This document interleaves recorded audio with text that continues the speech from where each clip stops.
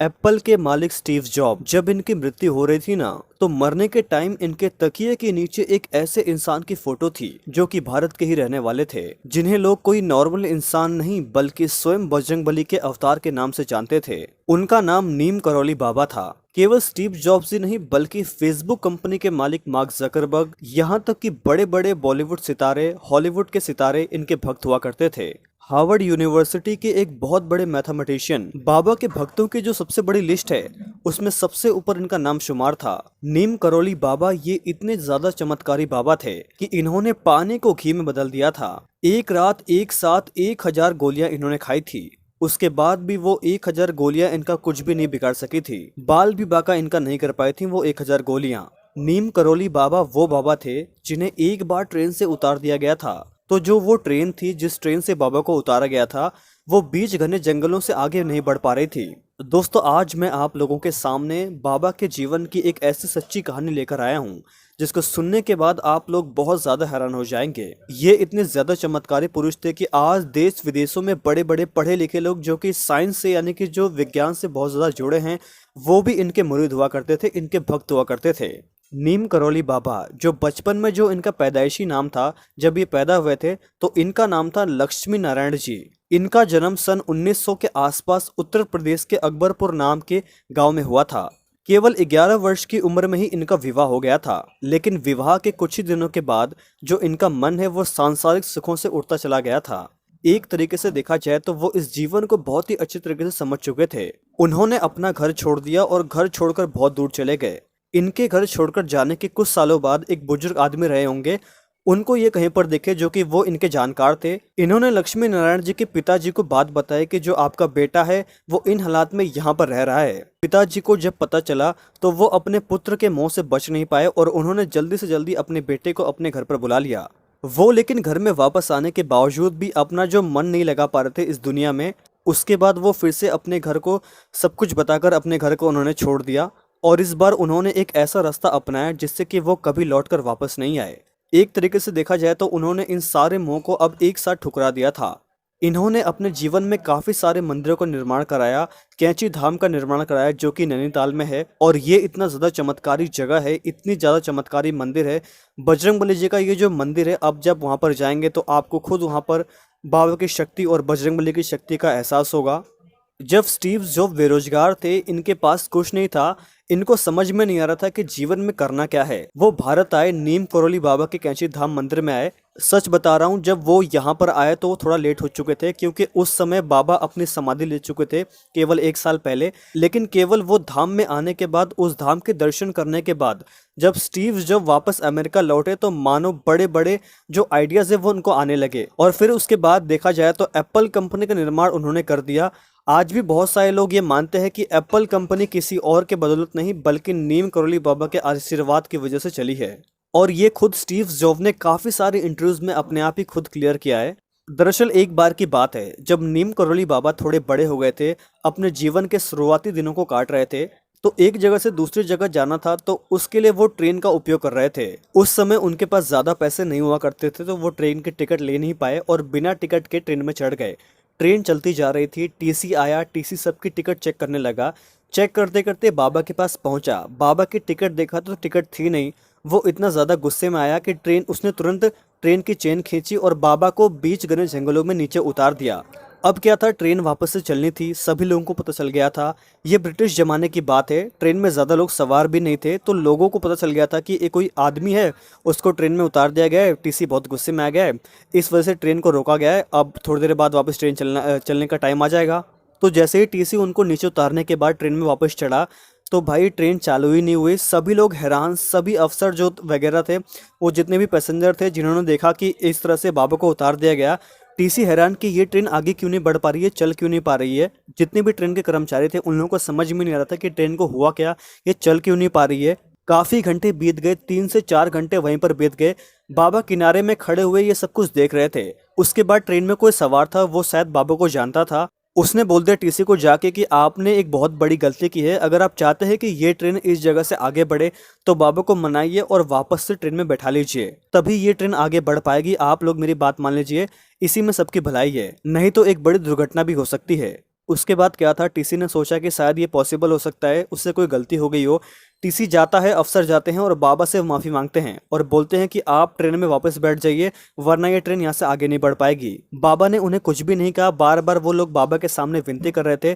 तो बाबा ने केवल एक चीज ही बोले कि एक शर्त पर मैं ट्रेन के अंदर वापस चढ़ूंगा। शर्त यह है कि इस जगह पर एक स्टेशन का, यानी कि एक रेलवे स्टेशन का निर्माण कराया जाए। अब क्या था कि भाई अफसरों ने उनकी बात मानी, बाबा की बात मानी और उस चीज़ के लिए मंजूरी दे दी और बाबा फिर से ट्रेन में बैठ गए। और आप विश्वास नहीं मानोगे, बाबा के चढ़ते ही ट्रेन चालू हो गई और फिर उसके बाद आगे बढ़ी। यकीन नहीं होगा दोस्तों, आज उस जगह पर सेम एक रेलवे स्टेशन है जिसका नाम है नीम करोरी। आप खुद गूगल पर जाकर सर्च कर सकते हैं। ये तो कुछ भी नहीं है। एक बार की बात है, बाबा धाम में थे और एक बहुत बड़ा भंडारा कराया जा रहा था। देखा जाए तो बहुत सारे भक्त दूर दराज से इस इलाके में आए हुए थे। भंडारे में प्रसाद बनाने के लिए जो घी होता है वो खत्म हो गया था। सब लोग चिंता में आ गए कि इतने सारे भक्तगण और ये अचानक से घी खत्म हो गया तो प्रसाद अब ठीक से पूरा बन नहीं पाएगा। बाबा को जब ये बात पता चली तो बाबा ने बोला, ज्यादा परेशान मत हो। एक आदमी को इशारा करके अपने पास बुलाया और फिर बाबा बोले कि जाओ कुछ लोगों को एक साथ लेकर नीचे जो सिपरा नदी है वहां से डिब्बों में पानी भर कर ले आओ। हर चीज का इंतजाम हो जाएगा, तुम लोग फिक्र मत करो, बस मन में राम नाम जपते हुए जाना और पानी भर के सिपरा नदी से ऊपर लेके आ जाना। बाबा खुद भी हर समय राम नाम का जाप करते रहते थे। सभी लोग डब्बे पकड़े, 2 डब्बे पकड़ के गए और नीचे नदी की तरफ चले गए और वहां से अपने डब्बों में पानी भरकर वापस लाए। और जैसे ही बाबा के सामने आने के बाद उन्होंने वो जो डब्बों का ढक्कन खोला तो जो पानी था उसमें पानी नहीं बल्कि घी था। सभी लोग ये चीज देखकर हैरान हो गए और वहां पर जय श्री राम, जय बजरंगबली, जय बाबा नीम करोली के जोरदार नॉन स्टॉप जयकारे लगने शुरू हो गए। और फिर भक्तों के सामने बराबर मात्रा में जो प्रसाद का वितरण हुआ। इस घटना में भी अगर आप यकीन नहीं करते हैं तो एक घटना मैं आप लोगों को बताता हूँ। एक बार की बात है, एक दंपत्ति हुआ करते थे। दंपत्ति का जो बेटा था वो द्वितीय युद्ध में ब्रिटिश सरकार का साथ दे रहा था। उनका सैनिक था, भूटान में तैनात था और युद्ध बढ़िया खतरनाक तरीके से चल रहा था। काफी समय बीत गया और बेटा वापस नहीं आ रहा था। जो दंपत्ति थे वो बहुत ही ज्यादा दुखी थे। एक दिन बाबा उनके घर पर आए और सभी लोग हैरान कि अचानक से बाबा कैसे हमारे घर में आ गए। बाबा ने बोला, कुछ नहीं, हमें तुम्हारी याद आ रही थी इसलिए मैं तुम्हारे घर आया हूँ। बाबा बोलते हैं, कुछ खाना बना दे दो, मुझे थोड़ी भूख लगी है। ये लोग बाबा के लिए बहुत सारा खाना बनाते हैं और बाबा को खिला देते हैं। अब आता है बाबा के सोने का समय। बाबा बोलते हैं कि आज मैं तुम्हारे ही घर में सोऊंगा। उन लोगों ने बाबा को एक कंबल दिया और सोने के लिए बिस्तर दिया। उन लोगों से जितना हो पाया उन लोगों ने किया। बाबा ने सामने वाले कमरे में एक बिस्तर बिछाया, कंबल बिछाया और उसमें सोने लगे। कुछ ही समय के बाद बाबा दर्द से कराने लगे। रात भर कराते रहे, करवटें बदलते रहे। जो दंपति थे जिनके घर में वो बाबा आए हुए थे वो टेंशन में आ गए और परेशान हो गए। बोले, आखिर ये चल के रहे, बाबा को हो क्या रहा है। बाबा इतने ज्यादा तड़प रहे थे कि क्या करें। वो जाके बाबा को उठा भी नहीं सकते थे क्योंकि बाबा की जो नींद है वो खराब हो जाती। वो देखते रहे, बाबा के सामने बैठे रहे। जब सुबह हुई तो बाबा उठे और जो कम्बल उन्होंने ओढ़ा हुआ था उसको फोल्ड किया और उनके हाथ में थमा दिया। बोले, ये कम्बल को लेकर जाओ और तुरंत गंगा नदी में जाकर इसका विसर्जन कर दो। ध्यान रहे इस कम्बल को खोलना मत, कुछ भी हो जाए रास्ते में, लेकिन इस कम्बल को आप लोग खोलिएगा मत। ठीक 1 महीने बाद तुम्हारा बेटा सही सलामत घर में लौटकर वापस आ जाएगा। तारीख गिन कर रख लेना, ठीक 1 महीने में आपका बेटा वापस लौटकर आ जाएगा, कोई परेशानी नहीं होगी। ऐसा कहकर बाबा वहां से निकल जाते हैं। वो लोग भी उस कम्बल को उठाते हैं और गंगा नदी की तरफ बढ़ जाते हैं। जब वो रास्ते में नदी की तरफ जा रहे थे तो वो कम्बल का जो भार था वो बढ़ते जा रहा था, लगातार बढ़ते जा रहा था। और तट पर पहुंचते पहुंचते जो कम्बल था उन्होंने पकड़ा हुआ था वो इतना ज्यादा भारी हो गया कि मानो उस कम्बल के अंदर बहुत सारी लोहे की वस्तुएं रखी हुई हो। लेकिन बाबा की बात उन लोगों ने मानी और उस कम्बल को खोलकर नहीं देखा और फिर उस कम्बल को विसर्जन कर दिया। बस उस दिन के बाद उन लोगों की जो फिक्र थी वो थोड़ी कम हो गई। बाबा ने उन्हें आश्वासन दिया था कि बेटा ठीक हो जाएगा, 1 महीने में तुम्हारा बेटा जो लौटकर वापस आ जाएगा। जब उन लोगों ने ऐसा किया, उस कम्बल को विसर्जन कर दिया, तो आप लोग यकीन नहीं मानोगे कि ठीक 1 महीने बाद, तारीख से ठीक 30 दिन के बाद उनका जो बेटा था वो घर पर वापस लौट आया। जो उनका बेटा था केवल लौट कर ही नहीं आया बल्कि बेटे ने एक ऐसी बात बताई जिसको सुनकर आपके पैरों तले जमीन खिसक जाएगी। बेटे ने बताया कि इस तारीख की बात है, रात का वक्त था, अचानक से हमारे टुकड़ी पर दुश्मनों ने हमला कर दिया था और लगातार गोलियों की बारिश की। लगातार जितने भी मेरे साथी थे सभी लोगों की गोली लगकर मृत्यु हो गई। मैं उनके साथ था लेकिन पता नहीं क्या हुआ, एक ऐसा चमत्कार हुआ कि कोई भी गोली मुझे छू नहीं पाई। गोली बाजू से, ऊपर से, नीचे से मेरी निकलती जा रही थी लेकिन मुझे गोलियां लगी नहीं रही थी। मैं तो सारी उम्मीदों को त्याग चुका था। मुझे यकीन था कि मेरी मृत्यु हो जाएगी। बेटे ने बोला कि मानो ऐसा लग रहा था कि कोई अदृश्य शक्ति जो मेरी जगह पर जितनी भी गोलियां मुझको लग रही है वो खुद को झेल रही है। जब ये बात उनके परिवार वालों ने सुनी तो उनके पैरों के तले जमीन खिसक गई, क्योंकि उसी रात की बात है जिस रात नीम करोली बाबा उनके घर पर आए थे। अब आप लोग सोचिए कि इस चमत्कार के बारे में क्या हुआ होगा। अगर आप लोग इस घटना को भी नहीं मानते तो एक घटना मैं आप लोगों को बताता हूँ। तो एक बात की बात है, फेसबुक कंपनी नीलाम होने वाली थी। मार्क जुकरबर्ग काफी ज्यादा टेंशन में थे, फिक्र में थे कि क्या किया जाए। तो उन्होंने अपने मेंटर से बात की। तो मेंटर कौन? Steve job. स्टीव जॉब के पास अपनी परेशानी लेकर गए। स्टीव जॉब ने क्या कहा पता है?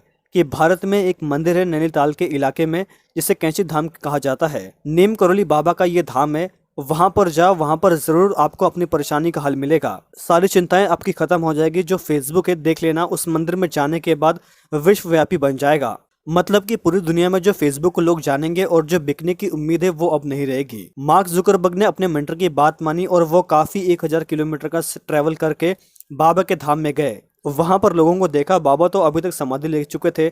जैसा कि मैंने आप लोगों को बताया कि वहां से लौटने के बाद सिचुएशन ऐसी क्रिएट हुई कि मानो फेसबुक कंपनी इतना ग्रो करने लगी और बिकने की जो उसकी नौबत थी वो अब नहीं रही। और आज फेसबुक कहां पर स्टैंड है ये आप लोग जानते ही हैं। और ये बात खुद मार्क जकरबर्ग ने एक इंटरव्यू में मोदी जी से कही थी। जी हाँ दोस्तों, हमारे देश के प्रधानमंत्री श्री नरेंद्र मोदी जी एक बार फेसबुक के हेडक्वार्टर गए थे और उस इंटरव्यू के दौरान, उस वार्तालाप के दौरान उन्होंने क्लियर किया था मोदी जी से, उनको ये पूरी बात बताई थी। इसके बारे में भी इंटरनेट पर आपको इसकी सारी जानकारी मिल जाएगी। नीम करोली बाबा ने अपने जीवन में बहुत सारे मंदिरों का निर्माण कराया था, लेकिन जो धाम की बात करें तो केवल एक धाम नैनीताल में है और एक धाम उन्होंने वृंदावन में बनवाया था। जब उनके देह त्याग करने का समय आया तो वो वृंदावन चले गए और वहीं पर उन्होंने अपना देह त्याग किया। वो हर समय राम नाम लिया करते थे। उनके देह त्याग करने के बाद इनकी ख्याति पूरे विश्व में फैली। बड़े बड़े हॉलीवुड सेलिब्रिटीज केवल बाबा की तस्वीर देखकर इनके मुरीद बन गए, इनके भक्त बन गए। जब उनको कुछ भी बाबा के बारे में नहीं पता था, केवल तस्वीर देखकर वो उनके भक्त बन गए। जूलिया रॉबर्ट्स एक बहुत बड़ी एक्ट्रेस है हॉलीवुड की, वो ये खुद बताती हैं कि वो उन्होंने हिंदू धर्म केवल बाबा की तस्वीर देखने से अपना लिया था। पता नहीं उस तस्वीर में क्या चमत्कार था, वो क्लियर इस चीज को बोली। कभी आप लोगों को मौका मिले तो नैनीताल के कैंची धाम में बजरंगबली की मूर्ति स्थापित है, नीम करोली बाबा की जो ये धाम है, वहां पर आप लोग जरूर जाएं, उनके दर्शन करके जरूर आएं। यकीन मानिए कि आपकी जिंदगी में अगर किसी भी तरह की कोई भी परेशानी होगी तो परेशानी जड़ से खत्म हो जाएगी और रियल चमत्कार आप अपनी आंखों से देख पाओगे। तो दोस्तों, अगर आपको आज का वीडियो पसंद आया तो वीडियो को लाइक जरूर करें, शेयर करें अपने दोस्तों के साथ, अपने माता पिता के साथ, और कमेंट में जय बाबा नीम करोली अवश्य लिखें। जय श्री राम, जय बजरंगबली जरूर लिखें। मिलते हैं आपसे एक और नई वीडियो में, तब तक के लिए धन्यवाद। जय बाबा नीम करोली, जय श्री राम, जय बजरंगबली।